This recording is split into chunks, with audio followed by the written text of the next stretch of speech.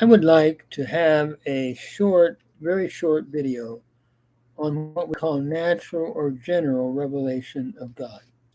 We know we have to go to the Bible to get the detailed revelation of God, and in general revelation, we are very limited.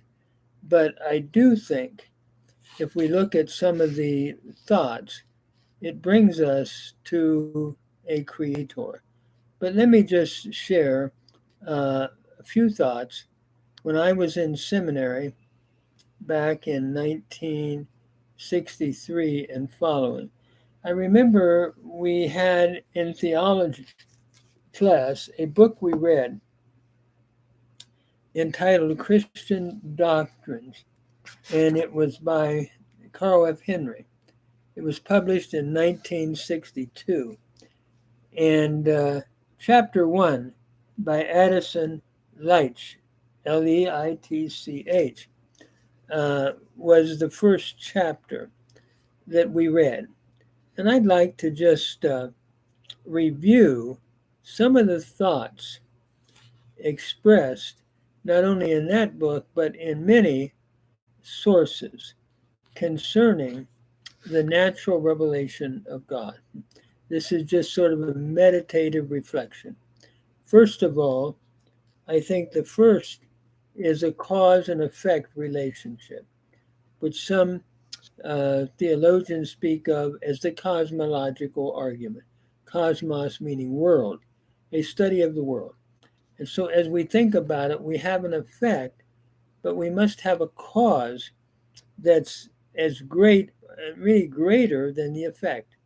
We look at this world, the effect is, it's amazing when you think about how huge the universe is, how great it is, and on and on. And so it argues for a creator that must be all powerful to create the world that we have. It's such an amazing world when we think of the universe and everything in it. Secondly, we see purpose. Theologians commonly call this the teleological argument. That is, teleos is the Greek word teleao, meaning to bring about purpose. We see purpose. Some have used the idea of a watchmaker. If we see a watch, it has the purpose to tell time. And so it speaks of a watchmaker who had that in his mind. So when it comes to the universe and to the world, we do see purpose. We see it's just not all randomly put together. There is purpose in the world, in the universe of God's or of this world's creation, which I believe is God's creation. Then we have not only cosmological, teleological, but the anthropological argument that theologians use. The anthropological argument is, where do we get personality? We don't get personality from an impersonal something. It must be we have a personal God who is all powerful, who is purposeful, and who has personality.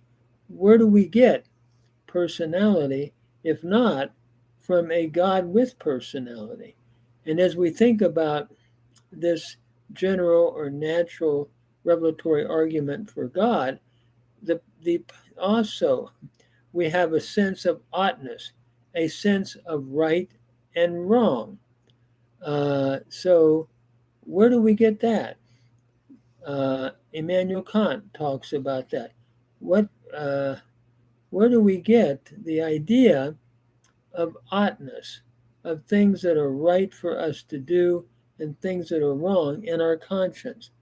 Now, people can blur that and blind their conscience, but it's there that God places in the consciousness of humankind. So, along with that, theologians have also argued for the ontological argument, which to me is probably the weakest argument in my own thinking. We have an idea of perfection, so it must assume a perfect God. The only problem with that, some have said I can have an idea of a perfect island. It doesn't mean that one exists, and so forth. So, but I think the first three, the cosmological, cause and effect, the teleological, purpose in the world, and the anthropological, personality, and the oughtness, the idea of right and wrong. So when we put these ideas together, we have to then go to Scripture to get the deeper meaning, to see what God is about and how we have redemption and all the details, the teaching of the Trinity, etc. If we're a Christian in the New Testament, we don't have that. But we do have the idea, I believe, of a powerful, omnipotent creator who has purpose and who has personality and who has the, can I say, consciousness of right and wrong.